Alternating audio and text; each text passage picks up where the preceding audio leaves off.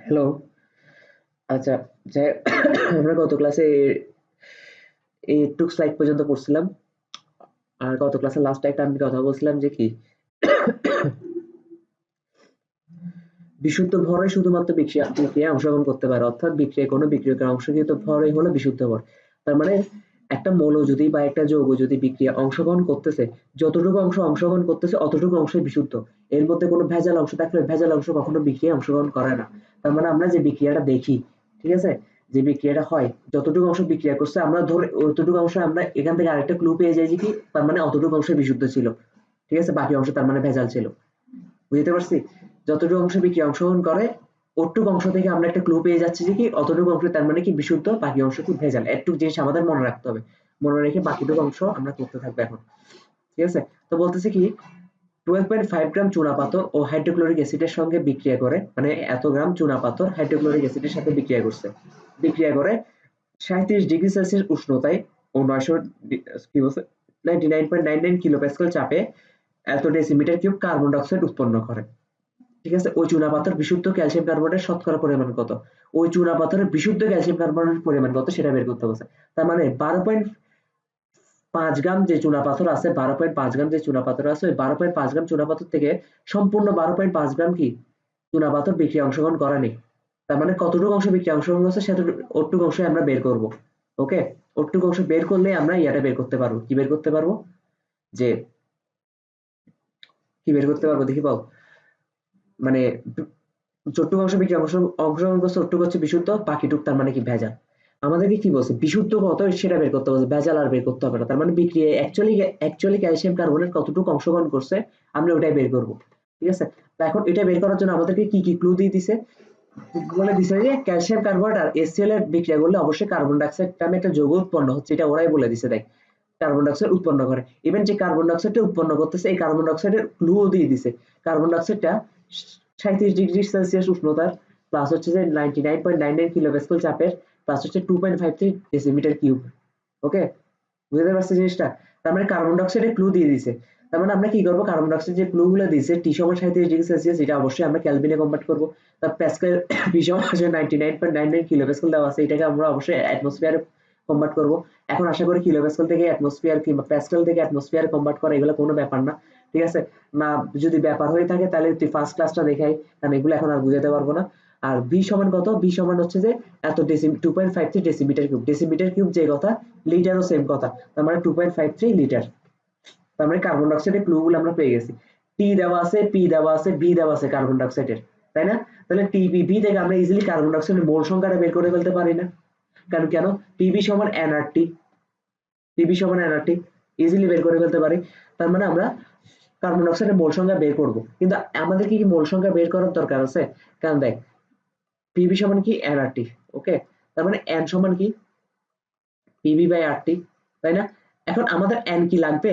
আমাদের এন লাগবে না। আমরা জানি যে এন থেকে নানান জায়গায় কনভার্ট করা যায়। এখন দেখতো প্রশ্নটা অ্যাকচুয়ালি কিসে দেওয়া ছিল? প্রশ্নটা অ্যাকচুয়ালি গ্রামে দেওয়া ছিল না? এই যে গ্রামে দেওয়া ছিল না? গ্রামে দেওয়া ছিল না? গ্রামে। তাহলে আমরা অবশ্যই এনটাকে ভরে কনভার্ট করে ফেলবো। এন সমান তার মানে আমরা কি জানি? প্রশ্নে যেটা চাচ্ছে আমরা ওই জায়গায় এন কে ওই জায়গায় নিয়ে যাবো, জাস্ট এটাই আমাদের কাজ। এম বাই এফ সমান পিভি বাই আরটি। ঠিক আছে? তার মানে অ্যাকচুয়ালি কত গ্রাম কার্বন ডাই অক্সাইড উৎপন্ন হয়েছে সেটা বের হয়ে যাচ্ছে এই ছোট হাতের এমটা, আর বড় হাতের এমটা আণবিক ভর। তার মানে ছোট হাতের এম সমান কত? PV by RT into N. Okay? কথা মিলছে কিনা দেখ। এই যে আমরা ছোট হাতের এমটা বের করে ফেলছি কার্বন ডাই অক্সাইডের, তার মানে অ্যাকচুয়ালি কার্বন ডাই অক্সাইড কত গ্রাম উৎপন্ন হয়েছে সেটা বের করে ফেলছি। কারণ এগুলো যে টেম্পারেচার, প্রেশার আর আয়তন যে দেওয়া ছিল এগুলো কার্বন ডাই অক্সাইড যে যতটুকু উৎপন্ন হয়েছে ওই কার্বন ডাই অক্সাইডের ক্লু দেওয়া আছে। তার মানে ওই ক্লুগুলা থেকে আসলে এই ক্লুগুলাকে কাজে লাগে ভরটা বের করে ফেলছে আর কি। তো ভরটা বের করে ফেলছে, তার মানে কত গ্রাম ভর উৎপন্ন হয়েছে সেটা বের করে ফেলছে। ঠিক আছে? আচ্ছা, এখন বিক্রিয়াটা দেখলে ইজিলি বোঝা যাচ্ছে যে এটা এটা তো একটা জেনারেল বিক্রিয়া। জেনারেল বিক্রিয়া, ঠিক না? জেনারেল বিক্রিয়া মানে কি, যেটা আমরা নরমালি লিখি। এখান থেকে দেখা যাচ্ছে 1 মোল ক্যালসিয়াম কার্বনের সমান 1 মোল কার্বন ডাই অক্সাইড। কারণ আগে পিছে কিছু নাই, মানে এটার আগে 1, এটার আগেও 1। ঠিক আছে?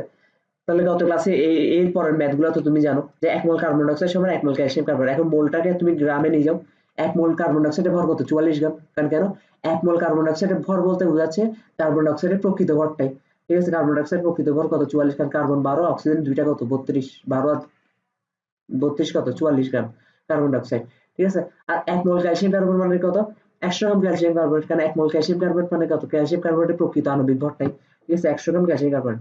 তার মানে আমরা এটা বলতে পারি যে 44 গ্রাম কার্বন ডাইঅক্সাইড পাওয়া যায় 100 গ্রাম ক্যালসিয়াম কার্বনেট থেকে, তাই না? 44 গ্রাম ক্যালসিয়াম কার্বন ডাইঅক্সাইড পাওয়া যায় 100 গ্রাম ক্যালসিয়াম কার্বনেট থেকে। আমরা জেনারেল বিক্রিয়া থেকে এই ঘটনাটা কেন লিখছি, আমরা একটা স্টেটমেন্ট দাঁড় করাইছি। ঠিক আছে, স্টেটমেন্ট দাঁড় করে ফেলার পর এর পরবর্তীতে আমরা যে প্রশ্নে যে মানটা চাইছি ওটা থেকে বের করব। ঠিক আছে, আমরা স্টেটমেন্ট দাঁড় করা বলছি কি 44 গ্রাম কার্বন ডাইঅক্সাইড তৈরি হয় 100 গ্রাম ক্যালসিয়াম কার্বনেট থেকে। তাহলে অ্যাকচুয়ালি প্রশ্ন উৎপন্ন হয়েছে কত, এই যে 4.31626, তাহলে এত গ্রাম কার্বন ডাইঅক্সাইড উৎপন্ন হয় এত গ্রাম ক্যালসিয়াম কার্বনেট থেকে। তার মানে 12.5 গ্রাম ক্যালসিয়াম কার্বনের মধ্যে শুধু 9.809 গ্রাম ক্যালসিয়াম কার্বনেটে বিক্রিয়ায় অংশগ্রহণ করছে, আর যতটুকু বিক্রিয়ায় অংশগ্রহণ করে ওটাই কি বিশুদ্ধ। ঠিক আছে, এখন বিশুদ্ধটা কি বলছে, শতকরা পরিমাণ করো, এই বিশুদ্ধটাকে শতকরা পরিমাণ করতে বলছে। তাই এই জায়গায় বললাম যেটা ভুল করে এটার সাথে 100 গুণ করে পার্সেন্ট করে দেয়। ঠিক আছে, পার্সেন্টেজ করে দেয়। বিশুদ্ধর অঙ্ক এখন যেটা শিখাবো এটাই সবসময় মনে রাখতে হবে। ঠিক আছে, এ দেখ এখন এটাকে পার্সেন্টেজে নিতে হবে না, যে শতকরায় কত, তোকে বলা নেই যে 9.809 কে শতকরায় হিসাব করো বা শতকরায় কনভার্ট করো, তোকে এটা বলা নেই। তোকে বলছে যে শতকরায় কত হচ্ছে, শতকরায় বিশুদ্ধের পরিমাণ কত, মানে 100তে বিশুদ্ধের পরিমাণ কত। এখন আমার কথা হচ্ছে তাহলে 9.809 গ্রাম এটা কততে, এটা 12.5 এ না 12.5 গ্রামের মধ্যে বিশুদ্ধ হচ্ছে যে, এইটা যেভাবে শিখাচ্ছি এরপরের সবগুলো বিশুদ্ধ ভেজালের অঙ্ক সবগুলো সেম। ঠিক আছে, 12.5 গ্রামের মধ্যে বিশুদ্ধ হচ্ছে যে 12.5 গ্রামের মধ্যে বিশুদ্ধ হচ্ছে 9 পয়েন্ট সামথিং কি একটা ছিল না, কত 9.809। ঠিক আছে, 9.809 গ্রাম। ঠিক আছে, সুতরাং 1 গ্রামের মধ্যে কত 9.809 ডিভাইড বাই 12.5, সুতরাং 100-র মধ্যে কত। ঠিক আছে, বুঝাতে পারছি, 9.809 ডিভাইড বাই 12.5 ইন্টু 100। ঠিক আছে, লেখা বিশ্রী হচ্ছে, কিছু করার নেই, টাকায় লিখে ফেলতেছি সেজন্য, কারণ অনেক অনেক পড়ানো করাইতে হবে। তোমরা অঙ্কটা বুঝাতে পারছি। তার মানে কালকে থেকে যে অঙ্কগুলো করাচ্ছি আজকে পর্যন্ত, আজকে দেখবি যে সেম অঙ্কই করাচ্ছি। ঘুরে ফিরে একটা জিনিস সেম হচ্ছে কিনা দেখতো। শুরুতে আমরা বিক্রিয়াটা লিখে ফেলি, নিজে থেকে বিক্রিয়াটা লিখে ফেলি। বিক্রিয়াটা লিখে এই জেনারেল বিক্রিয়া থেকে আমরা একটা স্টেটমেন্ট দাঁড় করাই দিই। ওই স্টেটমেন্টকে কাজে লাগিয়ে এবার প্রশ্নের মধ্যে কি চাইছে ওই ওটুক মানের জন্য আমরা হিসাব করে ফেলি, শেষ। ওকে, আচ্ছা এখন আরেকটা অঙ্ক করি। এখন কি বলছে 0.20 কেজি মার্বেল পাথরকে সম্পূর্ণরূপে দ্রবীভূত করতে কত কেজি 10% W/W নাইট্রিক অ্যাসিডের প্রয়োজন হবে। ঠিক আছে, প্রথম ক্লাসে লিখে দিয়েছিলাম যে মার্বেল পাথর বলতে অ্যাকচুয়ালি কাকে বোঝায়। মার্বেল পাথর বলতে অ্যাকচুয়ালি ক্যালসিয়াম কার্বনেটকে বোঝায়। মার্বেল পাথর অ্যাকচুয়ালি কাকে বোঝায়, ক্যালসিয়াম কার্বনেটকে বোঝায়। ওকে, এতটুকু নিয়ে আমাদের কোনো ঝামেলা নেই। আমাদেরকে প্রশ্নে কি চাইছে এক্স্যাক্টলি এটা বুঝতে হবে। বলছে 0.2 কেজি মার্বেল পাথরকে সম্পূর্ণরূপে দ্রবীভূত করতে কত কেজির 10% W/W নাইট্রিক অ্যাসিডের প্রয়োজন হবে। তার মানে কি আমাদেরকে কত নাইট্রিক অ্যাসিড প্রয়োজন হবে এটা বলা নেই, আমাদেরকে বলছে 10% W/W নাইট্রিক অ্যাসিডের কথা বলছে। যে শুধু নাইট্রিক অ্যাসিড কত প্রয়োজন হবে এটা বলা নেই, আমাদেরকে এটাও বলে দিছে আমাদের কাছে যে নাইট্রিক অ্যাসিডটা আছে এটা আবার 10% W/W। আমাদের কাছে যে নাইট্রিক অ্যাসিডটা আছে, যে নাইট্রিক অ্যাসিডের দ্রবণটা আছে, এই নাইট্রিক অ্যাসিডের দ্রবণটা হচ্ছে 10% W/W। ঠিক আছে, একটা কন্ডিশন লাগাই দিছে, শুধু নাইট্রিক অ্যাসিড লাগায় নেই। ঠিক আছে, এখন 10% W/W বলতে কি বোঝায় আমরা তো জানি। 10% W/W নাইট্রিক অ্যাসিড বলতে বোঝায় যে 10 গ্রাম নাইট্রিক অ্যাসিড আছে, নাইট্রিক অ্যাসিড আছে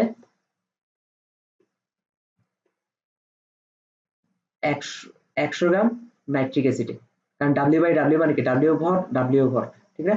আর প্রথম W-টা দ্বারা বোঝায় এইটা 10টা। ঠিক আছে, নাইট্রিক অ্যাসিডে বুঝতে পারছি। এই একটা ক্লু, 10 গ্রাম নাইট্রিক অ্যাসিড আসলে 100 গ্রাম নাইট্রিক অ্যাসিড, এই ক্লু থেকে বাকি অঙ্কটা করবো আর কি আমরা। ঠিক আছে, এই ক্লুটা মনে রাখতে হবে। তাহলে দেখ প্রথমে আমরা কি করবো, আবার আগের মতন ক্যালসিয়াম কার্বনেটের সাথে নাইট্রিক অ্যাসিডের বিক্রিয়া লাগাই দিব। বিক্রিয়া লাগাই দেওয়ার পর ক্যালসিয়াম নাইট্রেট উৎপন্ন হবে, আরেকটা পানির উৎপন্ন হবে, আর একটা কার্বন ডাইঅক্সাইড উৎপন্ন হবে। এবার আমাদেরকে বলছে কি মার্বেল পাথরকে সম্পূর্ণ দ্রবীভূত কত গ্রাম, তার মানে মার্বেল পাথর আর নাইট্রিক অ্যাসিডকে নিয়ে কথা হচ্ছে, বাকিগুলা নিয়ে কথা হচ্ছে না। তো আমরা বাকিগুলাকে ইউজও করবো না। ঠিক আছে, তার মানে প্রশ্ন থেকে দেখা যাচ্ছে, জেনারেল বিক্রিয়া থেকে দেখা যাচ্ছে, কারণ আমাদের একটা স্টেটমেন্ট দাঁড় করতে হবে 1 মোল ক্যালসিয়াম কার্বনেট সমান 2 মোল নাইট্রিক অ্যাসিড। তার মানে আমাদেরকে যেহেতু এটা ভর হিসাব করতে বলছে কেজি কেজি, তার মানে এটাকে আমরা মোলে রাখবো, মোলে রাখবো না। 1 মোল মানে কি যেটাও তার প্রকৃত ভর, ঠিক না? তার মানে 100 গ্রাম ক্যালসিয়াম কার্বনেট। ঠিক আছে, তারপর হচ্ছে যে 2 মোল নাইট্রিক অ্যাসিড, তার মানে 2 ইনটু নাইট্রিক অ্যাসিডের ভরটা লিখে দিব, কারণ 2 মোল নাইট্রিক অ্যাসিড যে কথা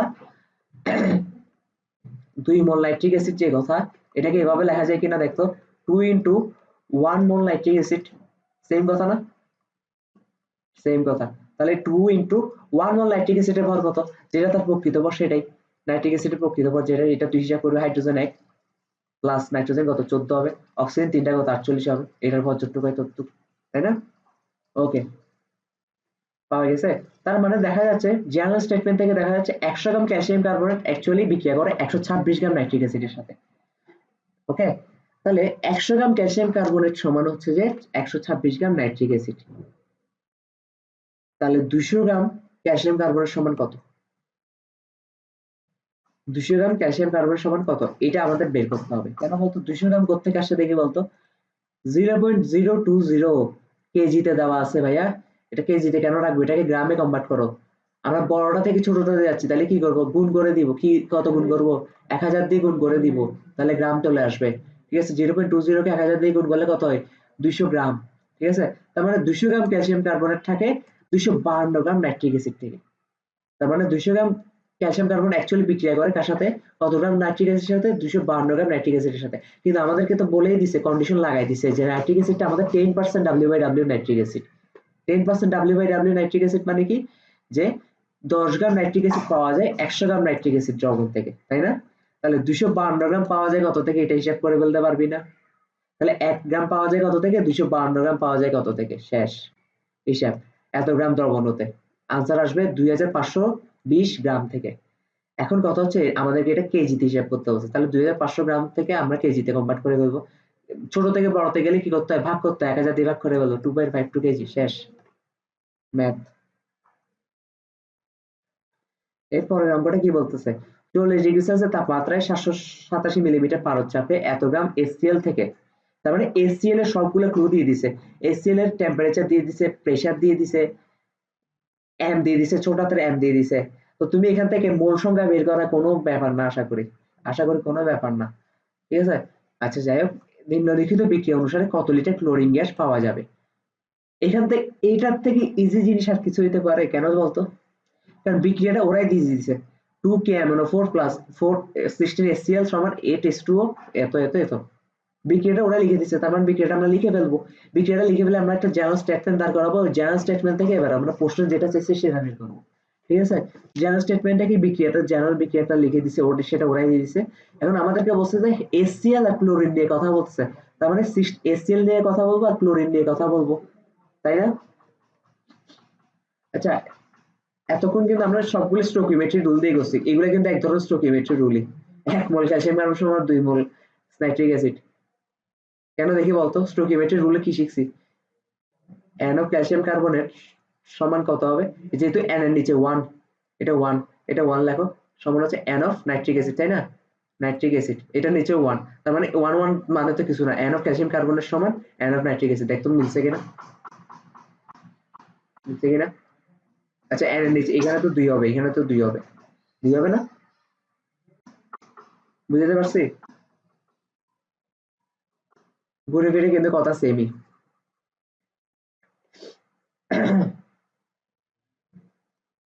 তো তুই এমনি করবি কর, এমনি করবি কর। আচ্ছা, স্টোকিওমেট্রি টুল দিয়ে এবার করতেছি আমি, দেখ কি বলছে, HCl নিয়ে কথা হচ্ছে আর ক্লোরিন নিয়ে কথা হচ্ছে, তার মানে আমরা স্টোকিওমেট্রি রুল দুম করে বসাই দিব, n of HCl divide by 16 is equal n of chlorine divide by 5।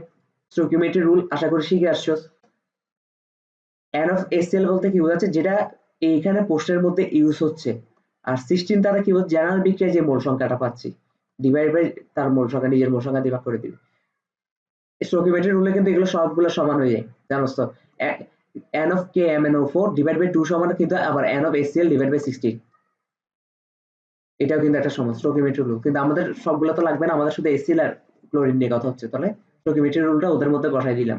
এখন n of HCl তো আমাদের সরাসরি দেওয়া নেই ভাইয়া, আমাদের কি কি দেওয়া আছে, আমাদেরকে এগুলো ইয়া হিসেবে দেওয়া আছে। আচ্ছা, n of HCl কে আমরা কি এভাবে লিখতে পারি কিনা দেখতো, n কে যেহেতু আমাদেরকে ভর দিয়ে দিছে, ভর দিয়ে দিছে, তাই না? তাহলে n টাকে আমরা এভাবে লিখতে পারি কিনা দেখতো, যে HCl না, তাহলে m বাই m লিখতে পারি না, ডিভাইড বাই 16, n সমান কি w বাই m না, বা ছোট হাতের m বাই m না? তাহলে এখানে দেওয়া আছে কোনটা 9.41 টা দেওয়া আছে, আর বড় হাতের m তো আমরা সবসময় জানি HCl এর ক্ষেত্রে কি হবে 1, আর 35.5 যোগ করলে কত, ক্লোরিনের ভর হচ্ছে 35.5, তাহলে 36.5 ডিভাইড বাই 60, তাহলে আর ওভারঅল বিক্রিয়াটা কেমন হচ্ছে 9.41 ডিভাইড বাই 36.5 ইনটু কত 1/16, দেখতে মিলছে কিনা? কারণ m of HCl সমান হচ্ছে 36.5, দুটো মিলছে, ঠিক আছে?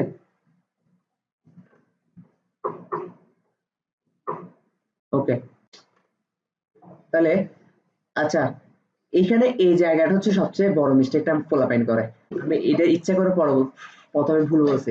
এই যে 40 ডিগ্রি সেলসিয়াস তাপমাত্রা 787 মিলিমিটার পারদ চাপ, এই যে চাপ আর তাপমাত্রার কথা বলা দিছে, আমি শুরুতে বলছি এটা কার কথা বলছে, HCl এর কথা বলছে, কিন্তু প্রশ্ন ভালো করে পড়তে হবে এটা কি HCl এর কথা বলছে, এটা কি নাকি এটা পরিবেশের কথা বলছে। HCl এর কথা বলছে শুধু 9.41 গ্রাম, এটা হচ্ছে HCl এর কথা বলছে।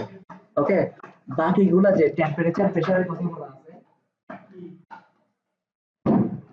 বাকিগুলো যে টেম্পারেচার আর প্রেসারের কথা বলা আছে, এগুলো কিন্তু HCl এর কথা বলা নেই, এটা বলা আছে যে পরিবেশে বিক্রিয়াটা ঘটানো হচ্ছে ওই পরিবেশের ঘটনা। আর উৎপাদ, এই যে ক্লোরিন যে উৎপন্ন হচ্ছে, এই ক্লোরিন কোথায় উৎপন্ন হচ্ছে, ওই পরিবেশে তো উৎপন্ন হচ্ছে, তার মানে এগুলো অ্যাকচুয়ালি ক্লোরিনের কথা বলছে। এই দেখ এত চাপে এত গ্রাম HCl থেকে, তার মানে কি এত চাপে বলে দিছে, তার মানে কি এটা HCl এর কথা বলা না, এটা পরিবেশের কথা বলছে, যে পরিবেশে বিক্রিয়াটা হচ্ছে। ওকে, তাহলে কত লিটার ক্লোরিন গ্যাস পাওয়া যাবে? এখন কথা হচ্ছে যে তার মানে এগুলো সব কারগুলো ক্লোরিনের, এন্ড এন্ড সমান কি PV/RT, PV/RT থেকে ইজিলি বের হয়ে গেছে কত লিটার, আমাদেরকে ভিটা বের করতে হবে, ভি অফ ক্লোরিন বের করতে হবে, ভি অফ ক্লোরিন বের করে ফেলছি। আর আমরা কি জানি আয়তনকে, আমরা প্রেসারকে, আমরা এইসব অঙ্কের ক্ষেত্রে যেহেতু ভিটা লিটারে বের করবো, তার মানে প্রেসারকে অবশ্যই আমরা অ্যাটমসফিয়ারে নিয়ে যাব, আর টি কে আমরা হচ্ছে কেলভিনে নিয়ে যাব, আর যেহেতু ভি এর মান কিসে বসাচ্ছি, লিটার, ভি এর সমান লিটার এককে বসাচ্ছি, আর হচ্ছে প্রেসার সমান অ্যাটমসফিয়ার এককে বসাচ্ছি, তার মানে আর এর মান কত হবে 0.0821, মনে আছে তো? তার মানে এই অঙ্কটাও শেষ।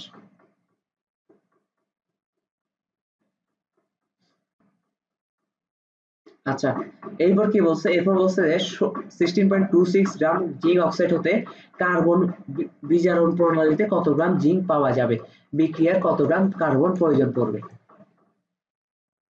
ঠিক আছে, বিক্রিয়ায় কত গ্রাম কার্বন প্রয়োজন পড়বে। আচ্ছা, কার্বন বিজারণ প্রণালী বলতে কি বোঝায়? কার্বন বিজারণ প্রণালী বলতে বোঝাচ্ছে কার্বন যুক্ত করাকে বোঝাচ্ছে। আমাদেরকে কি বলছে, যে জিঙ্ক অক্সাইডের সাথে কার্বনের বিক্রিয়া হচ্ছে, জিঙ্ক পাওয়া যাচ্ছে আর কার্বন মনোক্সাইড পাওয়া যাচ্ছে। ঠিক আছে, এই বিক্রিয়াগুলো হচ্ছে একটু মুখস্থ, কারণ এই বিক্রিয়ার বাইরে ম্যাথ আসবে না, কিছু বিক্রিয়া তুমি মুখস্থ করে ফেলতে পারো, আর ম্যাথ গুলো বারবার করতে হবে, নিজের হাতে করলে দেখবি যে অনেক মজা লাগতেছে, এগুলো চটচট করে এক পৃষ্ঠার মধ্যে অঙ্ক একটা শেষ, স্টোকিওমেট্রি বসাবো, রুল শেষ, রুল বসাবো, শেষ ম্যাথ। ঠিক আছে, ওকে। তাহলে জিঙ্ক অক্সাইড আমাদেরকে কি বলছে, আমাদেরকে চাইছে কি এত গ্রাম জিঙ্ক অক্সাইড হতে কার্বন বিজারণ মধ্যে কত গ্রাম জিঙ্ক পাওয়া যাবে, তার মানে প্রথমটা চাইছে জিঙ্ক অক্সাইড আর জিঙ্কের মধ্যে সম্পর্ক, জিঙ্ক অক্সাইড আর জিঙ্কের মধ্যে সম্পর্ক প্রথমটা চাইছে। আর আমরা স্টোকিওমেট্রি রুল অনুসারে কি জানি, n of zinc oxide divide by 1, কারণ এটার আগে 1, n of carbon divide by 1, কারণ এটার আগে 1 সমান is equal n of zinc divide by 1, এগুলো সবগুলো সমান, স্টোকিওমেট্রি রুল থেকে আমরা জেনে গেছি। ঠিক আছে, এখন আমাদেরকে এইটা কাজে লাগাইতে হবে, আর প্রথম এইটা কাজে লাগাইতে হবে। ঠিক আছে, কারণ আমাদের কার্বনের কথা এখনো বলা নেই, কি বলছে, তার মানে n অফ জিঙ্ক অক্সাইড সমান, নিচে 1 না লিখলেও তো সেম কথা, তার মানে n অফ জিঙ্ক অক্সাইড সমান, আমরা কি জানি দেখ, n অফ জিঙ্ক অক্সাইড সমান আমরা কি n অফ জিঙ্ক, তার মানে আমাদের যেহেতু ভর রিলেটেড ম্যাথ করতে হবে, আমরা ভরে কনভার্ট করে বলবো m of zinc oxide divide by m of zinc oxide, ঠিক সেম ভাবে এটাও সেম কাজ করে বলবো m of zinc divide by m of zinc, শেষ। এখানে আমাদেরকে ভর দিয়ে দিছে কত, m অফ জিঙ্ক অক্সাইডের ভর দিয়ে দিছে, আর m অফ জিঙ্ক অক্সাইডের ভর আমরা বের করব, m অফ জিঙ্কের ভরও আমরা জানি। ঠিক আছে, শুরু একদম ক্লাসের শুরুতে বলে দিছে জিঙ্ক ক্যালসিয়াম এগুলা নিয়ে ম্যাথ আসবে, এগুলো পারমাণবিক ভর আমাদের মুখস্থ করতে হবে, আর ছোট হাতের m অফ জিঙ্কটা বের করব আমরা। ঠিক আছে, তারপর ছোট হাতের m অফ জিঙ্ক পেয়েছি এত, তার মানে জিঙ্ক পাওয়া যাবে, মানে বিক্রিয়ায় যে অংশগ্রহণ করছে এত গ্রাম, 16.26 গ্রাম অংশগ্রহণ করছে, ওই অংশগ্রহণকৃত জিঙ্ক অক্সাইড থেকে আমরা 13.0639 গ্রাম জিঙ্ক পাবো। বুঝতে পারছি, এত গ্রাম জিঙ্ক পাবো। এখন আমাদের আবার আরেকটা প্রশ্ন হচ্ছে বিক্রিয়ায় কত গ্রাম কার্বন প্রয়োজন পড়বে, সেম কথা ভাই, সেম কথা।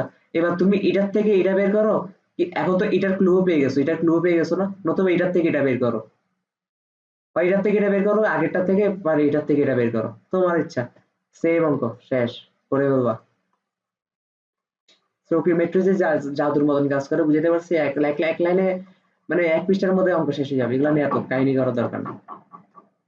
আচ্ছা, 1 কেজি চুনাপাথরকে অতিরিক্ত HCl এ দ্রবীভূত করা হলে কত গ্রাম কার্বন ডাই অক্সাইড পাওয়া যাবে? এটা তুমি নিজে করে বলবা। হোমওয়ার্ক। এটা কি? এটা হচ্ছে যে হোমওয়ার্ক। এটা কি? হোমওয়ার্ক। মানে কিছু অঙ্ক তোমার নিজের ব্রেন খাটাই করতে হবে, সব আমি করে দিলে জিনিসগুলো আর পিছিয়ে দেখাবে। ঠিক আছে? আচ্ছা, এটা একটু প্যাচ আছে, প্যাচ বলতে সামান্য প্যাচ, এগুলো অ্যাডমিশন আসছে তো। তো আমি তোকে অ্যাডমিশন অঙ্কগুলো করা দিচ্ছি, এতে আশা করি অ্যাডমিশন অঙ্কগুলো করা দিলে তুই বইয়ের অঙ্কতে কোনোভাবে আটকাবার পসিবল নাই, চান্স নেই। ঠিক আছে? একটু দাঁড়া।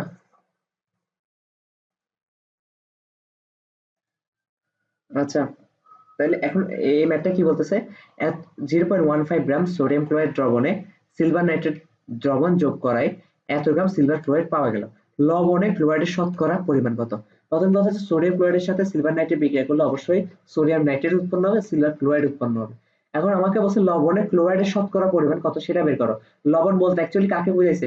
সোডিয়াম ক্লোরাইডকে লবণ বুঝাইছে। ঠিক আছে? সিলভার ক্লোরাইডটা লবণ না, আমরা যে লবণ খাই এটা তো সোডিয়াম ক্লোরাইড, ঠিক না? তার মানে লবণের মধ্যে অ্যাকচুয়ালি ক্লোরিনের পরিমাণটা কত সেটা বের করতে বলছে। ঠিক আছে? তাহলে আমরা কি জানি n অফ সোডিয়াম ক্লোরাইড সমান আমরা n of silver chloride, easily দেখা যাচ্ছে, কারণ আমাদেরকে এই দুইটারই ক্লু দেওয়া আছে। ঠিক আছে? তার মানে অ্যাকচুয়ালি 0.15 গ্রামের মধ্যে বিশুদ্ধ সোডিয়াম ক্লোরাইড সম্পূর্ণ 0.15 গ্রাম না। যদি হইতো তাহলে তো এই ক্লু দেওয়া থাকতো না, তাই না? বা যদি হয়ও, যদি হয়ও, কিন্তু অ্যাকচুয়ালি কত গ্রাম সোডিয়াম ক্লোরাইড মানে ইয়াতে আছে কি বলে, অ্যাকচুয়ালি কত গ্রাম সোডিয়াম ক্লোরাইড বিক্রিয়া অংশগ্রহণ করতেছে সেটা তো আমাদের বের করে দেখতে হবে। নিশ্চয়ই এই ক্লু দিয়ে দিচ্ছে সিলভার ক্লোরাইডের সাথে কত বিক্রিয়া করতেছে, কারণ আমাদের কাছে সোডিয়াম ক্লোরাইডের মধ্যে ক্লোরিনের পরিমাণ কত, সোডিয়াম ক্লোরাইডের ক্লু তো একটা দেওয়া আছে, তো এখান থেকে তো ক্লোরিনের পরিমাণ ইজিলি বের করে ফেলা যায়, ঠিক না? কিন্তু এভাবে করলে তো হবে না, নিশ্চয়ই এখানে যেহেতু একটা বিক্রিয়া দিয়ে দিচ্ছে, তার মানে সোডিয়াম ক্লোরাইড যে 0.15 গ্রাম বলছে এটা অ্যাকচুয়ালি শুদ্ধ না, 100% না। তাহলে কতটুকু অ্যাকচুয়ালি বিক্রিয়া অংশগ্রহণ করছে সেটা দেখলে আমরা বুঝে যাবো আসলে বিশুদ্ধ কতটুকু ছিল, কারণ যতটুকু বিক্রিয়া অংশগ্রহণ করে অতটুকুই বিশুদ্ধ হয়। তাহলে অ্যানোস সোডিয়াম সমান অ্যানোস সিলভার ক্লোরাইড, এখান থেকে আমরা ইজিলি যেহেতু গ্রাম হিসাব করবো তাহলে অ্যামোফ আর তো আর বোঝানোর কিছু নেই, এখান থেকে আমরা অ্যামোফ সোডিয়াম ক্লোরাইড বের করে ফেলছি। এই দেখ অ্যামোফ সোডিয়াম ক্লোরাইড কত আসছে 0.0585 গ্রাম, আর এখানে কত হচ্ছে 0.15 গ্রাম, তার মানে অ্যাকচুয়ালি বিশুদ্ধ হচ্ছে এতটুকু। ঠিক আছে? যারা হাঁচি আসছে যে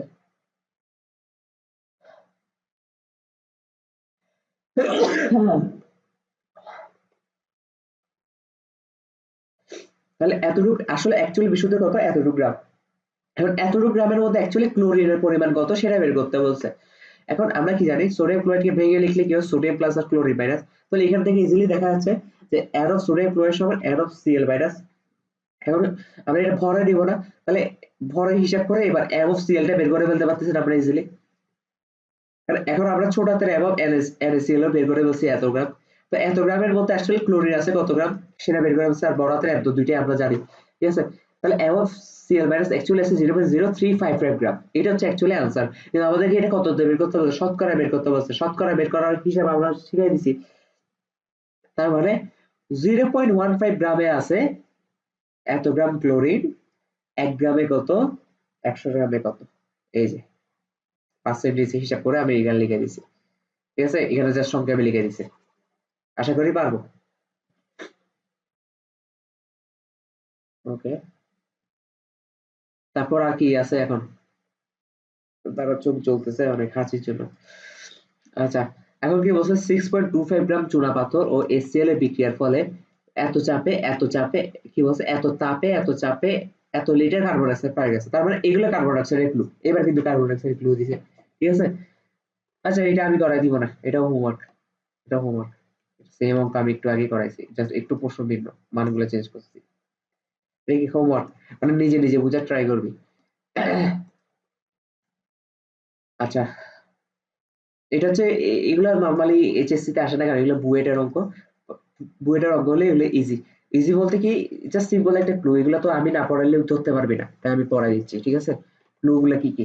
প্রথম কথা হচ্ছে এক টুকরা সাদা ফসফরাস, সাদা কি ফসফরাস, সাদা ফসফরাস বললে বুঝে যাবে এটা P4 এর কথা বলতেছে। P4, P কত 4 বাতাসে নিক্ষেপ করা হলো। আর এখানে পারমাণবিক ভর 31 বলতে P4 এর পারমাণবিক ভর 31 না, একটা P এর পারমাণবিক ভর হচ্ছে 31। বাতাসে নিক্ষেপ করা হলো এবং প্রজ্বলিত হলো। এই ঘটনার উপর ভিত্তি করে নিচের প্রশ্নগুলো উত্তর দাও। বাতাসে ঘটমান রাসায়নিক বিক্রিয়াটি বিক্রিয়ক উৎপাদের ভৌত অবস্থা লিখ, মানে বিক্রিয়াটা লিখতে বলছে। বাতাসে মারলে কি হয়, বাতাসে কি থাকে, অক্সিজেন থাকে।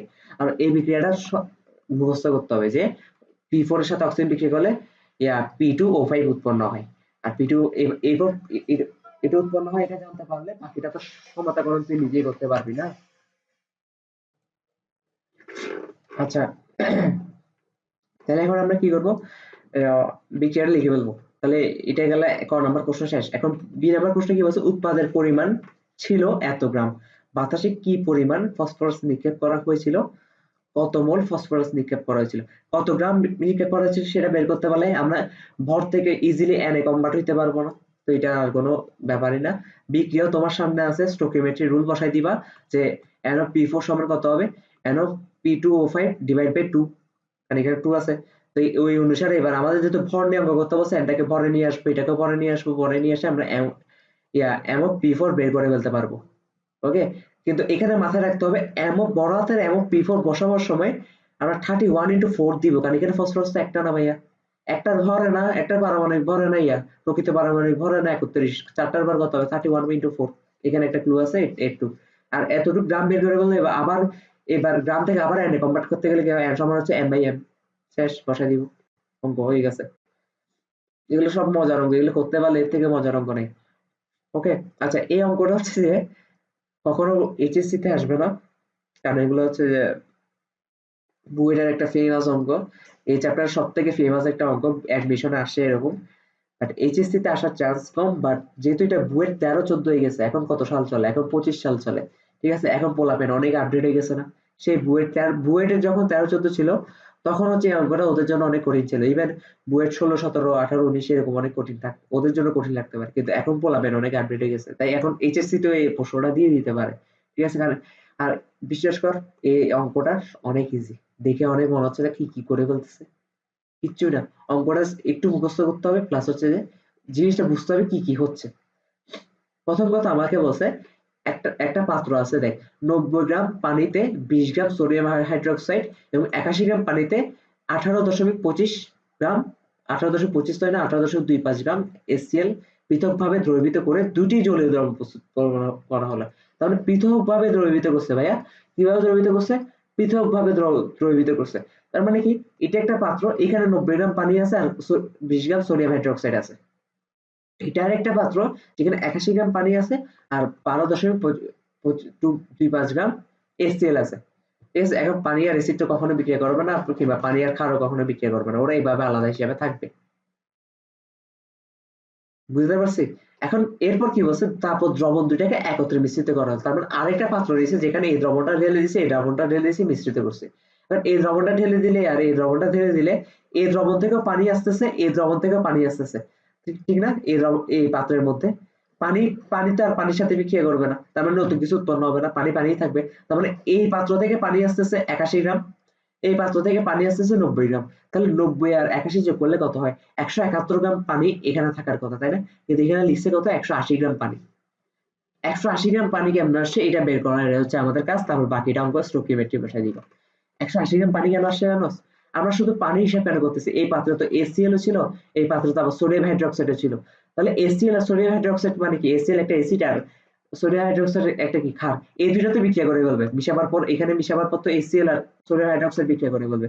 আর ক্ষার আর অ্যাসিড বিক্রিয়া করলে কি হয়, লবণ আর পানি উৎপন্ন হয়। তার মানে HCl আর ক্ষার যে বিক্রিয়া করছে ওখান থেকে আরেকটা আর কিছু অংশ পানি পাবো আমরা, আর কিছু অংশ যে পানি পাবো ওটা আবার 171 গ্রাম পানির সাথে যোগ হবে। তার মানে আমরা বুঝে যাচ্ছি 9 গ্রাম পানি এখানে পাবো। কেমনে পাবো 9 গ্রাম পানি, এটা হচ্ছে আমাদের হিসাব করা লাগবে যে কত গ্রাম পানি অ্যাকচুয়ালি সোডিয়াম ক্লোরাইড আর হচ্ছে যে কি, সরি সোডিয়াম ক্লোরাইড বলতেছি, হাইড্রোক্লোরিক অ্যাসিড আর সোডিয়াম হাইড্রোক্সাইড বিক্রিয়া করার ফলে কত গ্রাম পানি অ্যাকচুয়ালি উৎপন্ন হচ্ছে।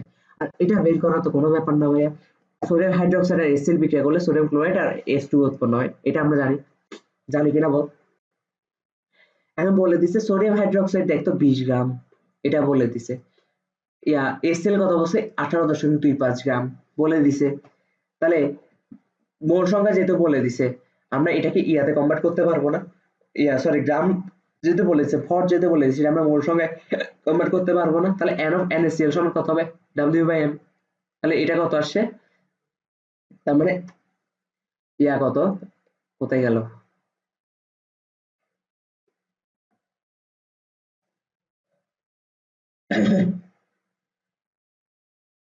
আচ্ছা এই যে n of সোডিয়াম হাইড্রোক্সাইড সমান কত হবে, 20 ডিভাইড বাই, কারণ 20 গ্রাম হচ্ছে প্রশ্নের 20 গ্রাম, ডিভাইড বাই ওর প্রকৃত পারমাণবিক ভর যেটা, সরি প্রকৃত আণবিক ভর যেটা, সেটাই ভাগ করে দিলে ওর মোল সংখ্যাটা পেয়ে যাব। ঠিক সেম ভাবে হাইড্রোক্লোরিক অ্যাসিডেরও মোল সংখ্যা পেয়ে যাব। এখন জেনারেল বিক্রিয়া থেকে আমরা দেখতেছি 1 মোল সোডিয়াম হাইড্রোক্সাইড আর 1 মোল HCl থেকে 1 মোল পানি উৎপন্ন হয়, তাই না? 1 মোলে পানি উৎপন্ন হয় এবং 1 মোলে সোডিয়াম ক্লোরাইড উৎপন্ন হয়। তার মানে 0.5 মোল থেকে 0.5 মোলেই সোডিয়াম ক্লোরাইড আর 0.5 মোলে পানি উৎপন্ন হবে। জিনিসটা বুঝছস কিনা? ওকে, তাহলে আমরা কি জানছি যে এবার NaOH2O টা বের করে ফেলে, যে অ্যাকচুয়ালি এদের বিক্রিয়া থেকে কত গ্রাম পানি উৎপন্ন হচ্ছে সেটা বের করে বলবো। তাহলে NaOH2O সমান আমরা কি জানি, MOF ডিভাইড বাই MOF বের করতে হবে কোনটা, গ্রাম, এটা বের করতে হবে। তার মানে এটা গুণ হবে। MOF2 এর ভর কত, 18, আর এটা কত পাইছি এখন, এটা তো 0.5 পাইছি। তাহলে 18 আর 0.5 গুণ করলে কত, 9 গ্রাম, 9 গ্রাম, শেষ। তার মানে অ্যাকচুয়ালি যে বিছানোর পর পাত্রের মধ্যে পানি আছে কত, পানি আছে হচ্ছে যে 180 গ্রাম পানি, আর হচ্ছে এত গ্রাম সোডিয়াম ক্লোরাইড, কত গ্রাম পাওয়া যাচ্ছে, ঠিক পানিটা যেভাবে বের করছি সোডিয়াম ক্লোরাইডটা ওভাবে বের করে কত আসছে, 29.25 গ্রাম সোডিয়াম ক্লোরাইড। ঠিক আছে, এখন আমাদের কি বলছে, এরপর মিশ্রিত করা হলো, তার মানে একটা পাত্র বেশি, এখানে এই মিশ্রণ অবস্থাটা আছে, তাপ প্রয়োগে মিশ্রণটিকে সম্পূর্ণভাবে শুকানো হলো। এখন আমরা এই পাত্রের মধ্যে তাপ প্রয়োগ করব, তাপ প্রয়োগ করলে শুকাবো। এখন আমার কথা হচ্ছে যে এই পাত্রের মধ্যে আছে কি পানি আর সোডিয়াম ক্লোরাইড, পাতা মানে লবণের পানি, সোডিয়াম ক্লোরাইড লবণ আর পানি, লবণ দ্রবীভূত পানি। এবার শুকাবার পর লবণও কি বাষ্পীভূত হবে, কত ক্লাসে বলছি না, কঠিন পদার্থ বাষ্পীভূত হয় না, বাষ্পীভূত হবে শুধু কোনটা, পানি বাষ্পীভূত হবে। 29.25 গ্রাম সোডিয়াম ক্লোরাইড নিচেই অধক্ষেপ হিসেবে পড়ে থাকবে। ঠিক আছে, এখন আমাকে বলছে তাপ প্রয়োগে মিশ্রণটিকে সম্পূর্ণরূপে শুকানো হলো, তার মানে 180 গ্রাম পানি সম্পূর্ণরূপে বাষ্পীভূত হয়ে যাবে। সম্পূর্ণ শুকাতে 10 ঘন্টা সময় লাগলো। সম্পূর্ণরূপে শুকানোর পর কত গ্রাম লবণ পাওয়া যাবে, কত গ্রাম লবণ পাওয়া যাবে এটা তো বের করে বলছি, 29.25 গ্রাম লবণ পাওয়া যাবে। এবং শুকানোর সময় প্রতি সেকেন্ডে কতটি পানি অণু বাষ্পীভূত হবে, কতটি পানি অণু বাষ্পীভূত হবে প্রতি সেকেন্ডে। ভাই কোনো ব্যাপার এটা, কোনো ব্যাপার, 180 গ্রাম পানি 10 ঘন্টা সময় লাগছে, 10 মানে কি 10 ইন্টু 3600 সেকেন্ড, তার মানে 36,000 সেকেন্ড। সম্পূর্ণরূপে শুকানোর পর এত গ্রাম লবণ পাওয়া যায়, এটা তো বেড়ে গেছে, আচ্ছা যাই হোক।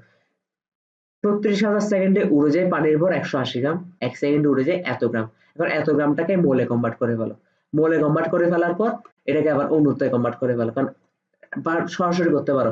আমরা কি জানি n সমান m/m, আবার n সমান x/na, যেহেতু এখানে কণার সংখ্যা বের করতে বলছে, যেহেতু অণু পরমাণুগুলোকে আমরা কণা বলি, x টা বের করবো, আর n হচ্ছে 6.02 × 10⁻23, এটা মান বসাবো। আমাদের n লাগতেছে না, m এর মান কত পাইছি, এত গ্রাম পাইছি, প্রতি সেকেন্ডে এত গ্রাম উড়ে, তার মানে এটার মানটা বসাই দিব, আর m এর মান তো পানির, আর m এর মান তো 18, তার মানে x এর মান বের করা কোনো ব্যাপার, কোনো ব্যাপার না। তো এইটার থেকে ইজি অঙ্ক কি আছে, অনেক মজার অঙ্ক না? জাস্ট একটা ট্রিক হচ্ছে যে মিশাবার পর পানি আবার বেড়ে যাবে, 180 গ্রাম হয়ে যাবে 171 থেকে, কারণ কেন, এসিটার খাদ্য বিক্রিয়া করে আবার এক্সট্রা পানি উৎপন্ন করতেছে। ঠিক আছে, আচ্ছা আচ্ছা, এখানে হচ্ছে এই স্লাইডটা হচ্ছে লিমিটিং বিক্রিয়কের, বাট আমি লিমিটিং বিক্রিয়ক এখন পড়াবো না। ঠিক আছে, কারণ লিমিটিং বিক্রিয়ক থেকে পরে ডিটেলস পড়ানো আছে, এই স্লাইডটা আমি আসলে হয়তো ভুলে অ্যাড করে ফেলছি, এই জায়গায় এটা অ্যাড থাকার কথা না। ঠিক আছে, আচ্ছা এখন কি বলতেছে, এখন বলতেছে একটি ধাতুর দুইটি অক্সাইডে যথাক্রমে এত% অক্সিজেন আছে। আচ্ছা এই অঙ্কটা আসবে না, এই অঙ্কটা কখনোই আসবে না, কারণ এটা এখন করাই লাভ নেই, কারণ এগুলা বুঝবিও না এখন। ঠিক আছে, এগুলা বুয়েটের অঙ্ক, ডুয়েটে আসছিল আর কি 13-14-তে, বাট এত কঠিন অঙ্ক কখনোই আসবে না, ইভেন অ্যাডমিশনও আসবে না, সেই জন্য আমি করাই নাই। ঠিক আছে, এগুলো আগে আসতো যে 15.82 গ্রাম ভেজালযুক্ত ক্যালসিয়াম কার্বনেট হাইড্রোক্লোরিক অ্যাসিডের সংযোগে, আচ্ছা তার মানে এত গ্রাম ভেজাল যুক্ত, বলেই দিছে, প্রশ্নই বলে দিচ্ছে ভেজাল যুক্ত, তার মানে কি এত গ্রাম অ্যাকচুয়ালি বিশুদ্ধ ক্যালসিয়াম কার্বনেট না, তার মানে কি বলছে, এত গ্রাম ক্যালসিয়াম কার্বনেট হাইড্রোক্লোরিক অ্যাসিডের সঙ্গে বিক্রিয়া করে এত ডিগ্রি সেলসিয়াস এত চাপে এত লিটারে কার্বন ডাইঅক্সাইড উৎপন্ন করে। তার মানে যে উৎপন্ন কার্বন ডাইঅক্সাইড আছে হচ্ছে এটার ক্লু তোমাকে সব দিয়ে দিছে। তোমাকে বের করতে বলছে কি ওই ক্যালসিয়াম কার্বনেট ভেজালের পরিমাণ বের করো। ভাই কোনো ব্যাপার, তুমি আগে বিক্রিয়াটা লিখবা, ক্যালসিয়াম কার্বনের সাথে হাইড্রোক্লোরিক অ্যাসিড বিক্রিয়াটা লিখবে, সমতাকরণ করবা, করার পর এবার কি স্টোকিওমেট্রি লাগাই দিবে। তোমার লাগতেছে কি ক্যালসিয়াম কার্বন লাগতেছে আর কার্বন ডাইঅক্সাইড লাগতেছে, যেখানে কার্বন ডাইঅক্সাইড সব ক্লু তোমাকে দিয়ে দিছে। হ্যাঁ, স্টোকিওমেট্রি অ্যাপ্লাই করে দিবা। হ্যাঁ, তোমার শুধু এমন ক্যালসিয়াম কার্বনেটটা ইউজ করা লাগবে কতটুক ভর বিক্রিয়া অংশগ্রহণ করছে সেটা আমরা বের করে বসছি, আর কতটুক ভর অংশগ্রহণ করছে সেটাই বিশুদ্ধ, ঠিক না? এবার এই বিশুদ্ধ আছে কত, 15.82 গ্রামের মধ্যে বিশুদ্ধ আছে এত, 1 গ্রামে কত, 100 গ্রামে কত, শেষ, ভেজালের পরিমাণ শতকরা বেড়ে গেছে। আচ্ছা, এখানে বিশুদ্ধের পরিমাণ শতকরা বের করতে বলে না, আমাকে বলছে কি ভেজালের পরিমাণ শতকরা বের করো। তাহলে আগে ভেজালের পরিমাণ নরমালি কত আছে, 15.82 থেকে এত গ্রাম বিয়োগ যাবে, কারণ এত গ্রাম তো বিশুদ্ধ। তার মানে ভেজালের পরিমাণ আসলে এতটুক। তার মানে 15.82 গ্রামের মধ্যে ভেজাল আছে এতটুক। তাহলে 1 গ্রামে কত, 100 গ্রামে কত, শেষ, এটা হচ্ছে আনসার।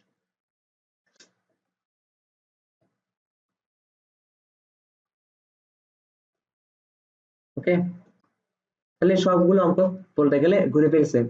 তাহলে আমাদের এতটুকু অঙ্ক হচ্ছে আমাদের মোটামুটি শেষ। তার মানে আমাদের চ্যাপ্টার 3 এর প্রথম পার্ট এখানে আমরা ক্লোজ করতেছি। এখন হচ্ছে সেকেন্ড পার্ট শুরু হবে। হ্যাঁ, সেকেন্ড পার্ট থেকে হচ্ছে অন্য টপিক, তুল্য সংখ্যা। সেকেন্ড পার্টে কি, তুল্য সংখ্যা। হয়ে গেল ও আজ, তুল্য সংখ্যা, এই যে তুল্য সংখ্যা। আচ্ছা, কোন বিক্রিয়ায় যত সংখ্যক ইলেকট্রন পরিবর্তিত তাকে তুল্য সংখ্যা বলে।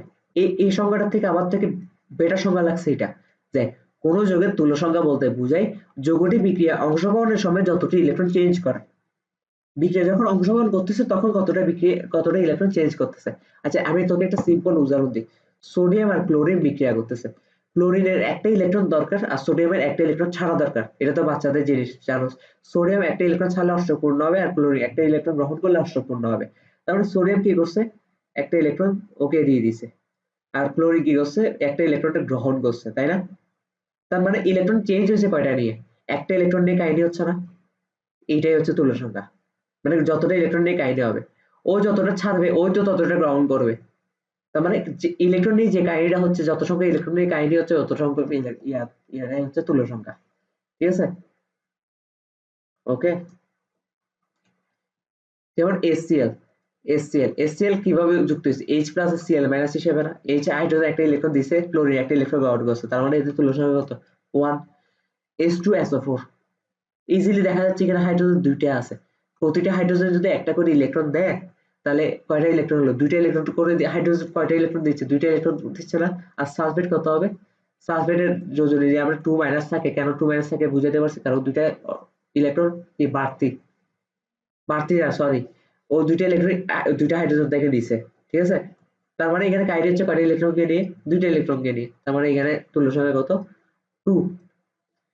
অ্যালুমিনিয়াম হাইড্রোক্সাইড এই ইজিলি দেখা যাচ্ছে এখানে OH কে 3টে ইলেকট্রন দিছে, ও যতটা ছাড়বে ও তো ঠিক ততটাই গ্রহণ করবে। এখানে OH একটা OH এর তুল্য যোজনী কত হয়, একটা OH মাইনাস হিসেবে থাকে না, তাহলে এখানে 3টে আছে OH, তার মানে কি 3টে OH দরকার হইছে, কারণ অ্যালুমিনিয়াম 3টে ইলেকট্রন আছে, এটা তো দেখলে যৌগটা দেখার সাথে সাথে বোঝা যাচ্ছে তুল্য সংখ্যা 3।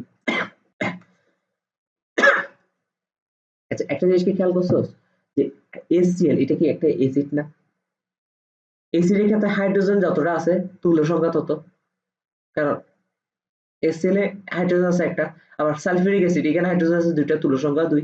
অ্যালুমিনিয়াম হাইড্রোক্সাইড এটা ক্ষার না, হাইড্রোক্সাইড যেহেতু আছে এটা ক্ষার না, তার মানে ক্ষার যতটা আছে এটাই তুল্য সংখ্যা না, দেখতো OH আছে 3টা, তাহলে তুল্য সংখ্যা 3। শর্টকাট টেকনিক শিখিয়ে দিলাম, যাও। ঠিক আছে, শর্টকাট টেকনিক নিয়ে এরপর এগুলাই পড়বি। এসিডের তুল্য সংখ্যা কি আমরা নির্ণয় করব, কোন এসিডে যতটি প্রতিস্থাপনীয় হাইড্রোজেন থাকে, মানে যতটা হাইড্রোজেন থাকবে তাই হচ্ছে এসিডের তুল্য সংখ্যা। প্রতিস্থাপনীয় কেন বলতেছে, কারণ এসিড জলীয় দ্রবণে গেলে কি হয়, H প্লাসটা ছেড়ে যায় না, H প্লাসটা কি প্রতিস্থাপনীয়, মানে চেঞ্জ হইতে পারবে, ওকে ছেড়ে দেওয়া ও অন্য কিছু দ্বারা রিপ্লেস হইতে পারবে, সেই জন্য ওকে প্রতিস্থাপনীয় বলে, ও ইজিলি ছেড়ে চলে যায়।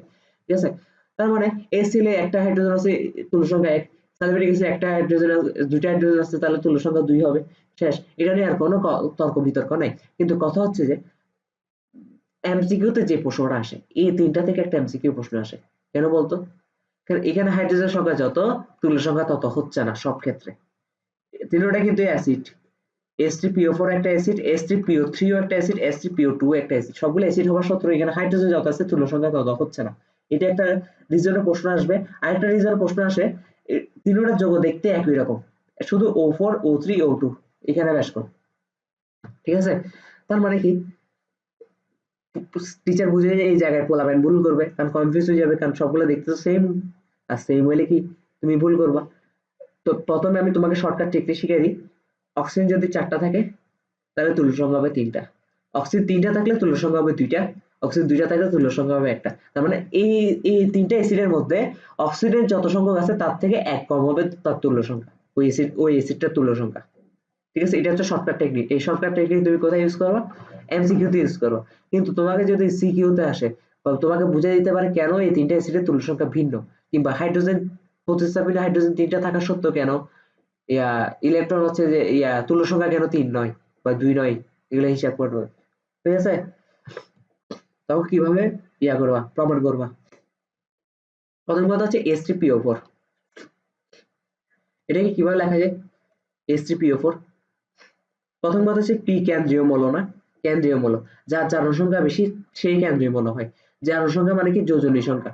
ফসফরাসের যোজনী সংখ্যা কত হয় সবসময়? ফসফরাসের যোজনী সংখ্যা সবসময় 5 হয়। হাইড্রোজেনের যোজনী সংখ্যা কত হয়? 1 হয়। হ্যাঁ, আর এটা কি আছে? অক্সিজেন, অক্সিজেনের যোজনী সংখ্যা -2 হয়। সবচেয়ে বেশি কার? ফসফরাসের না, তার মানে ফসফরাস হচ্ছে কি? কেন্দ্রীয় মৌল। ফসফরাসে লিখে ফেললাম। H3PO4, প্রথমে আমরা H3PO4 নিয়ে হিসাব করি, ঠিক আছে? H3PO4 নিয়ে হিসাব করি। ফসফরাসে কয়টা হাত হবে? হয়ে গেল ভাই রে ভাই।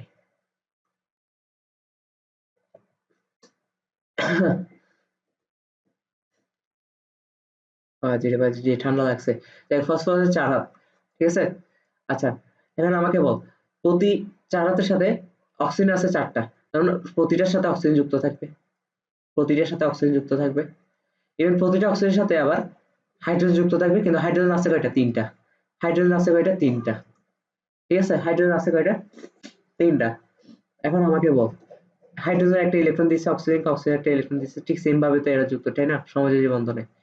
অক্সিজেন তড়িৎক্রিয়াত্মকতার মান অনেক বেশি, অক্সিজেন ইলেকট্রন গুলাকে নিজের দিকে টেনে নিবে, নিজের দিকে টেনে নিবে, অক্সিজেন ইলেকট্রন গুলাকে নিজের দিকে টেনে নিবে। এই টিকচিহ্নটা বেশি হয়ে গেছে, এটা অক্সিজেন নিজের দিকে টেনে নিবে।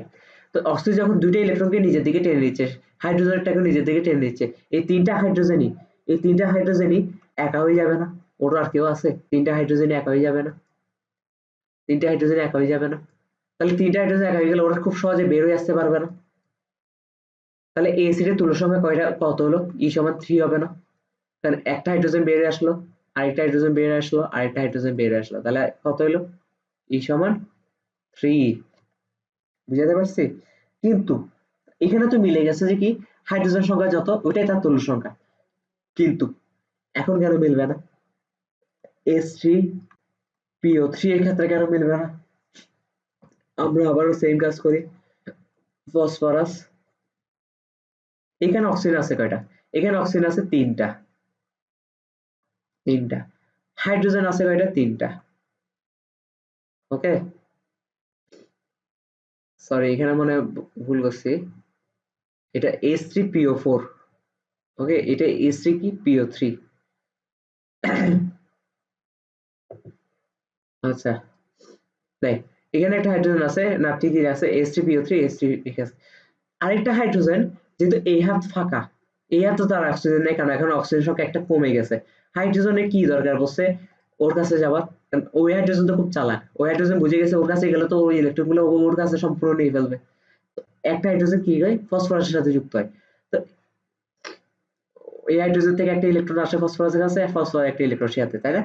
মজার ব্যাপার হচ্ছে ফসফরাসের তড়িৎক্রিয়াত্মকতা আর হাইড্রোজেন তড়িৎক্রিয়াত্মকতা অনেকটা সমান সমান, কেউ কারোর দিকে টানতে পারে না। তার মানে এই দুইটা ইলেকট্রন মাঝখানে থাকবে, হাইড্রোজেনও জোড়া থাকবে, ঠিক আছে? কিন্তু ঘটনা ঘটবে কোথায়? এখানে। এই যে ও নিয়ে ফেলছে, ও নিয়ে ফেলছে, নিয়ে ফেলছে, তার মানে এই হাইড্রোজেন ইজিলি বেড়ে যাবে, এই হাইড্রোজেন ইজিলি বেড়ে যাবে। তাহলে হাইড্রোজেন বেড়েছে কয়টা? 2টা। তাহলে তুল্য সংখ্যা কেন 2 হবে না বল?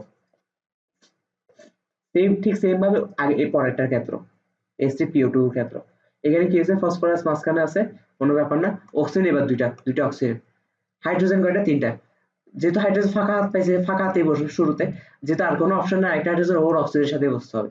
শুধুমাত্র একটা একটা হাইড্রোজেনের কপাল পুরা, যে অক্সিজেন সাথে বসে অক্সিজেন ইলেকট্রন গুলো নিয়ে গেছে, তার মানে হাইড্রোজেন একটা বের হয়ে গেছে, তার মানে এই তুল্য সংখ্যা হচ্ছে 1। আশা করি ব্যাখ্যা ব্যাখ্যা করতে পারবি। এবার কি বলছে, ক্ষারকের তুল্য সংখ্যা যাদের ওএইচ থাকে। আচ্ছা, ক্ষারক আমরা এসিডের ক্ষেত্রে তুল্য সংখ্যা বের করে ফেলা তো শর্টকাট টেকনিক শিখে আছে, যে যত হাইড্রোজেন থাকে ততটাই তুল্য সংখ্যা হয়, সেই এসিডের তুল্য সংখ্যা তত। এবার হচ্ছে শুধু 3টে এসিডের ক্ষেত্রে ব্যতিক্রম, এগুলো আমরা পড়ে ফেলছি। এবং কথা হচ্ছে ক্ষারের ক্ষেত্রে কি হবে, ক্ষারের ক্ষেত্রে ঠিক সেম, যতটা হাইড্রোক্সিল গ্রুপ থাকবে ততটাই তুল্য সংখ্যা। যেমন ক্যালসিয়াম হাইড্রোক্সাইডের তুল্য সংখ্যা কত 2, অ্যালুমিনিয়াম হাইড্রোক্সাইডের তুল্য সংখ্যা কত 3। কিন্তু সব ক্ষারে তো হাইড্রোক্সাইড থাকে না। সব যাদের হাইড্রোক্সাইড থাকে না তখন কি করবো, ওরা হচ্ছে যতটি এইচ গ্রহণ করতে পারে তাই হচ্ছে তার তুল্য সংখ্যা। এটা নিয়ে নর্মালি একটা প্রশ্ন কম আসে। যেমন অ্যামোনিয়ার সর্বোচ্চ কয়টা ইলেকট্রন গ্রহণ করতে, সরি কয়টা এইচ প্লাস গ্রহণ করতে পারবে, একটাই গ্রহণ করতে পারবে, তার মানে তুল্য সংখ্যা 1। কারণ NH3 দেখছোস, ঠিক আছে কই আরে বাবা, NH3 দেখছোস, NH4 দেখছোস, NH5 দেখছোস কখনো? NH5 হয় কখনো হয় না, তার মানে NH3 দেখলে বোঝা যাচ্ছে ও আরেকটা হাইড্রোজেন গ্রহণ করতেই পারে। এই অ্যামোনিয়া থেকে অ্যামোনিয়াম হইতে পারে, কিন্তু NH5 তো কিছু হয় না, তার মানে তুল্য সংখ্যা কত 1। আচ্ছা, লবণের তুল্য সংখ্যা যেমন সোডিয়াম ক্লোরাইড, ম্যাগনেসিয়াম ক্লোরাইড, এগুলো আরো ইজি। সোডিয়াম ক্লোরাইড লবণের মধ্যে প্রথম ধাতুকে সেটা খুঁজবো, ধাতুর সংখ্যা কয়টা সেটা খুঁজবো, আর ধাতুর চার্জ দিয়ে গুণ করে দিব। সোডিয়াম ক্লোরাইডের মধ্যে ধাতু আছে কয়টা, সোডিয়াম একটা, ধাতু একটা না, সোডিয়াম তো একটাই আছে। হ্যাঁ, আর সোডিয়ামের চার্জ কত, সোডিয়াম প্লাস হয় না, এখানে সোডিয়াম প্লাস আকারে থাকে না, Cl মাইনাস আকারে থাকে না, তাহলে চার্জ গুণ করে দিলে কত হয়, তুল্য সংখ্যা 1, একই। ঠিক আছে, ধাতুর সংখ্যার সাথে ধাতুর চার সংখ্যা গুণ করে দিব। কিন্তু ম্যাগনেসিয়াম ক্লোরাইডের ক্ষেত্রে দেখ, ম্যাগনেসিয়ামের চার সংখ্যা কত, সরি ম্যাগনেসিয়াম ধাতু আছে কয়টা, একটা, ম্যাগনেসিয়ামের চার সংখ্যা কত 2, তার মানে তুল্য সংখ্যা 2, এই যে 2। বুঝতে পারছি? আর ধাতু অধাতু তুল্য সংখ্যা হলে, যেমন ধাতু হচ্ছে কি সোডিয়াম, আরে বাবা, ধাতু হচ্ছে কি সোডিয়াম, এটা একটা ধাতু, ওর যোজ্যতা বা যোজনী হচ্ছে তার তুল্য সংখ্যা সোডিয়াম প্লাস, শেষ। অ্যালুমিনিয়াম একটা ধাতু, ওর যোজ্যতা বা যোজনী কত, অ্যালুমিনিয়াম 3 প্লাস, কারণ 3টে ইলেকট্রন দিয়ে দিলে তার অষ্টক পূর্ণ হয়। ধাতুর ক্ষেত্রে যতটা ইলেকট্রন দিয়ে দিলে অষ্টক পূর্ণ হয়, আর অধাতুর ক্ষেত্রে যতটা ইলেকট্রন গ্রহণ করলে অষ্টক পূর্ণ হয়, এগুলোই তার যোজনী বা যোজ্যতা। আচ্ছা, এখন কি বানাবো, এখন হচ্ছে যে দ্রবণ ও তার ঘনমাত্রা। এখান থেকে প্রশ্ন প্রতি বছর আসবে, এমসিকিউ তো হলেও আসবে, এটা কখনো মিস করা যাবে না। প্রথম কথা হচ্ছে ঘনমাত্রার ভিত্তিতে দ্রবণকে দুই ভাগে ভাগ করা যায়, একটা হচ্ছে প্রমাণ দ্রবণ, একটা হচ্ছে অপ্রমাণ দ্রবণ। প্রমাণ দ্রবণ কাকে বলে জানো, যে দ্রবণের ঘনমাত্রা আমরা জানি, হয় আমরা জানি নতুবা প্রশ্নে দেওয়া আছে, আমরা জানি নতুবা প্রশ্নে দেওয়া আছে, এটা হচ্ছে প্রমাণ দ্রবণ। আর যে দ্রবণের ঘনমাত্রা আমরা জানি না, সেটা হচ্ছে অপ্রমাণ দ্রবণ। বুঝতে পারছি?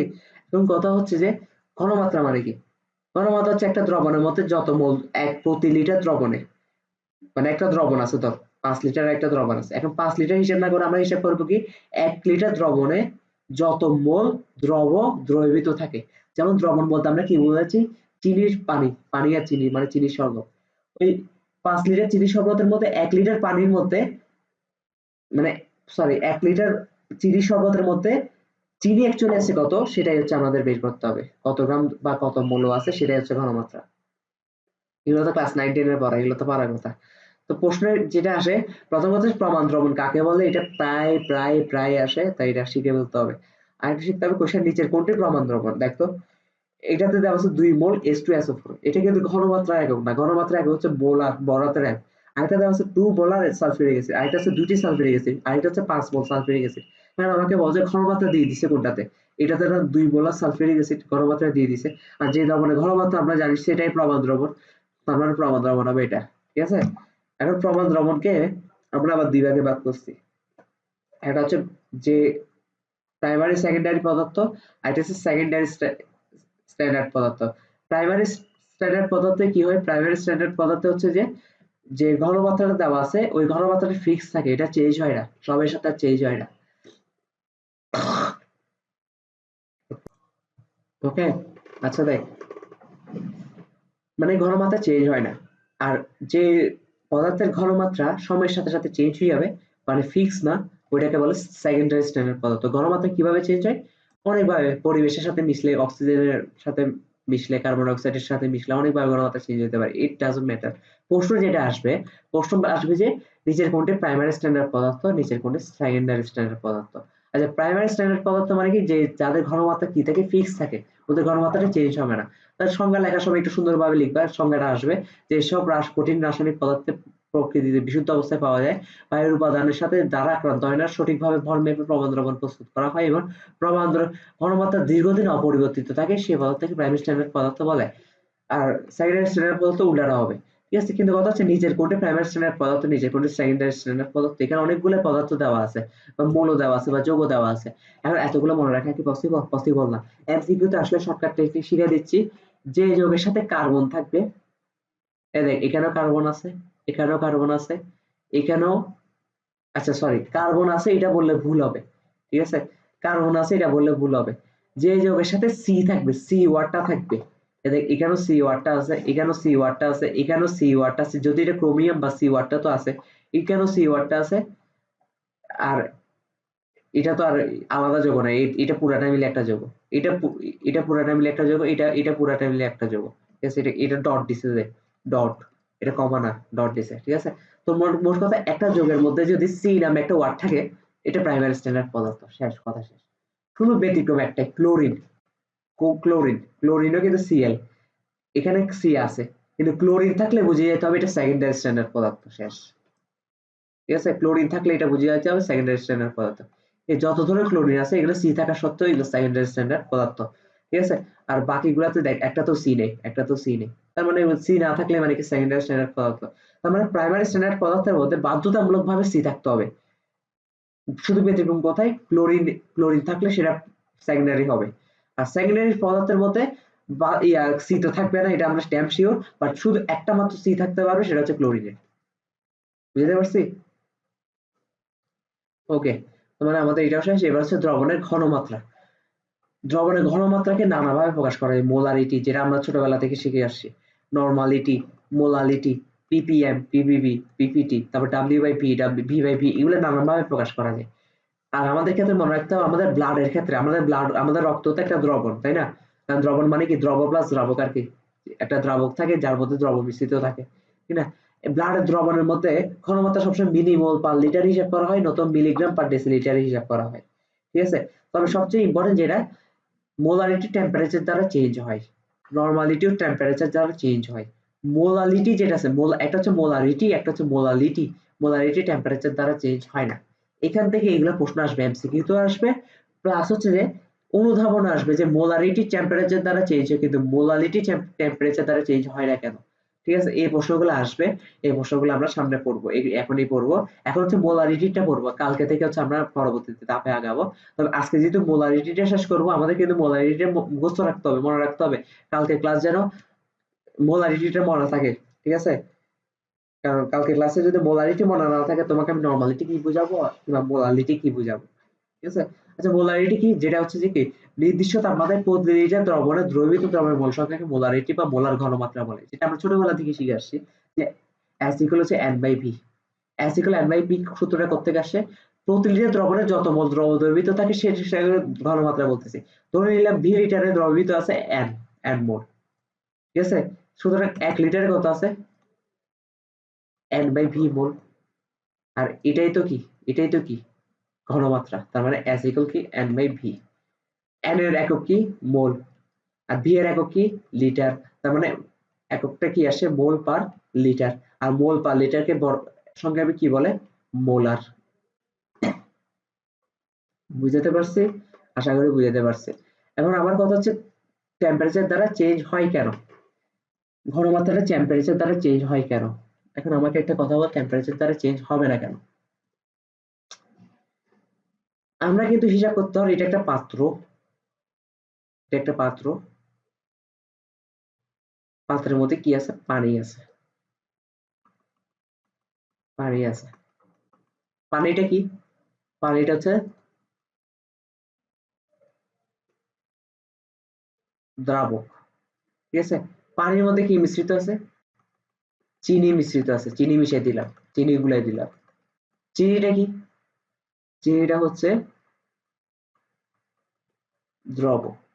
ওকে, আচ্ছা, এখন পানি প্লাস চিনি সমান কত? দ্রবণ, তাই না? এখন আমার কথা হচ্ছে, ধর এখানে 5 লিটার ইয়ে আছে, 5 লিটার পানি আছে, তার মানে দ্রবণও হবে 5 লিটার, কারণ চিনি তো আর কোনো আয়তন বাড়াচ্ছে না, চিনি তো পানির মধ্যে মিশ্রিত। 5 লিটার দ্রবণ হবে, তাই না? তার মানে দ্রাবক আছে কত? 5 লিটার। ধরলাম 5 লিটারের মধ্যে চিনি আছে কত? 35 মোল। চিনি আছে কত? 35 মোল। তার মানে 5 লিটারে চিনি আছে, 5 লিটার পানিতে লিখি তাহলে ব্যাপারটা আরো ক্লিয়ার হবে। 5 লিটার পানিতে চিনি আছে কত? 35 মোল। ওকে, সুতরাং 1 লিটারে আছে কত?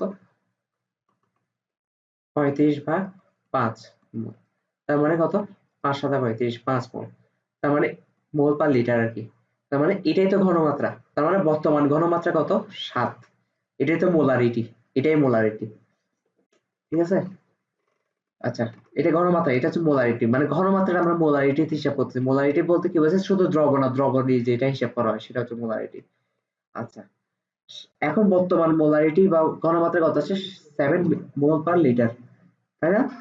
এখন ধর আমরা এখানে তাপ দিব। এখানে আমরা কি দিব? তাপ দিব।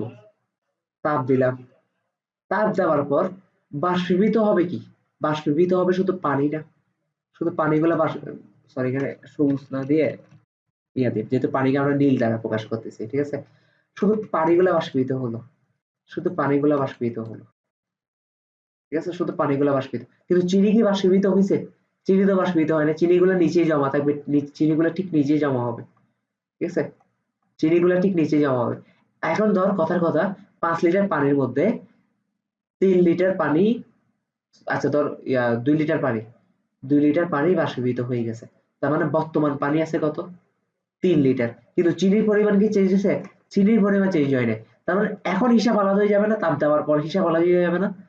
3 লিটার পানিতে, এখন বর্তমান হিসাব অনুযায়ী 3 লিটার পানিতে চিনি আছে কত ভাই? চিনি আছে আগের মতনই 35 মোল, তাই না? সুতরাং 1 লিটারে আছে কত? 1 লিটার পানিতে চিনি আছে 35/3। আগে ছিল 35/5, এখন 35/3 হয়ে গেছে। দুইটার মান কি সেম হবে? ঘনমাত্রার মান এখন চেঞ্জ হয়ে গেছে না? ঘনমাত্রা আগে ছিল 7 মোল পার লিটার, এখন 35 কে 3, এখন 3 দিয়ে ভাগ করলে কত হয়? 35 কে 3 দিয়ে ক্যালকুলেটর বাড়ি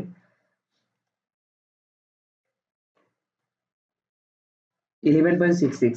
ঠিক আছে? এখন হয়ে গেছে 11.66, তাই না? আগে ছিল 7, এখন হয়ে গেছে 11.66। ঘনমাত্রা বেড়ে গেছে, কারণ এখন কম পরিমাণ পানিতে চিনি আছে বেশি, তাহলে ঘনমাত্রা বেড়ে যাবে না? বুঝতে পারছি?